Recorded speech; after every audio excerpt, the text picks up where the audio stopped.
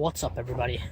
It's been a while since my last video. That's just because I've been busy helping my dad and my buddies out with deer hunting, helping them find deer, helping them track deer, helping them set up tree stands. So I've been busy. As you can see, I'm not out in the woods. I'm in the shed, and this, I don't know if I mentioned story time part 2 with Clint.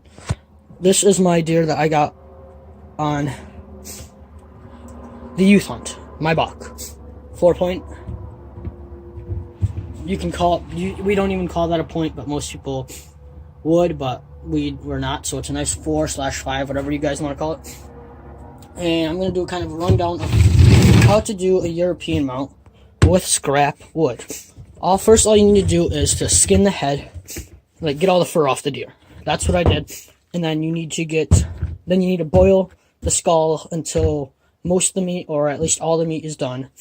And I asked a couple of my buddies, because in here I had the brain still stuck in there, so I had to get a stick and like get it out and get some pliers. But they said halfway during their boiling they would get a stick or something and make that into mush, and then they would toss it back in, so it would become kind of liquidy. Learn from your mistakes. So it took me even longer, and I'm using, to color it, I will be using camouflage spray paint, this type of color. I'm using a scrap piece of wood that I found just laying around in our shed. So I first got to sand it down, I'm going to stain it, make it look pretty, then I'm going to spray paint this, and so my antlers do not get the color of my spray paint, I will be using masking tape. I will masking tape the whole entire antlers going up, and then I'll masking tape this. And if you were wondering, this deer did get into some fights because that antler's broken. That antler's broken, and right here, that antler is really cracked. So I will get to sanding, and then once I'm all done sanding and getting that thing look beautiful, I'll get you, and I'll show you guys what I did. Peace. So guys, after a couple minutes of sanding, I got all the dirt and everything that was on this wood. There's still some stuff like this. And when I was sanding, I realized that the dirt had some that was covering up these little, like, bumps. But you also have to realize I'm using scrap wood that I just found in my shed. So what that means is that it was just tossed around. We barely even use it. The only time that we would use it would be for firewood. So for doing this all by myself, the only thing that it costed us was actually years ago. On the paper that I was using, it said 45 cents for sandpaper. So far, back when we did buy the sandpaper, it was 45 cents. And then you also have to consider the propane that you used to boil, because we used, so I can't remember what the setup was, but it was a really cool thing to set it up. And then you would also have to buy masking tape. I think the spray paint was like $5. So far, I'm around $6-7 in, but if you took it for a professional, it would cost, I think, one person said 75, and then we did some other people, and they said like around 120.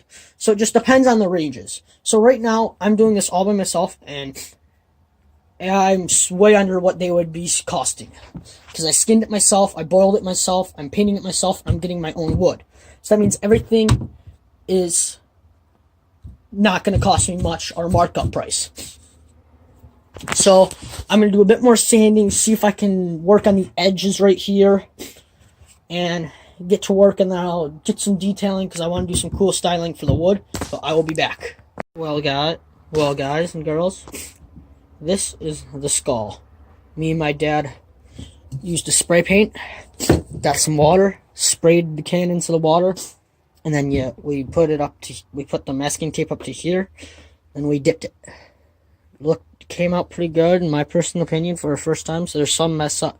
There's like some spots where it didn't get really fully completed, but as you can tell, putting this off the side, right here is my plaque. It's kind of weird. You can tell in some spots where it was iffy, but I think it came out pretty good for my first time ever doing it, and I cannot wait to get this hanged up.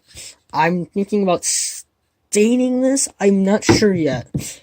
So I'm still iffy about it. But I will be back. So, after we did the dipping this in, we stained my wood, front and back, just so it matches. We put in 4-inch screws right by the eyes, like right in those little divots, as you can see. And they dug in pretty nicely.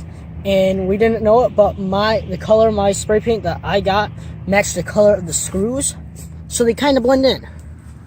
But it's a really good process, and you don't have to spend a lot of money. You can just do it at your own expenses, and you don't have to go take it to someone professionally. But if you do take it to someone professionally, cracks like this won't show up, cracks like that won't show up, because they use some type of beetles. But we just tossed ours into, I think it was called a 55-gallon bucket, cut down, and put on a big propane torch. So to do it ourselves, it came out pretty good, even though the cracks. I think it just shows a bit more character. So see you guys in the next video, and hopefully that'll be soon.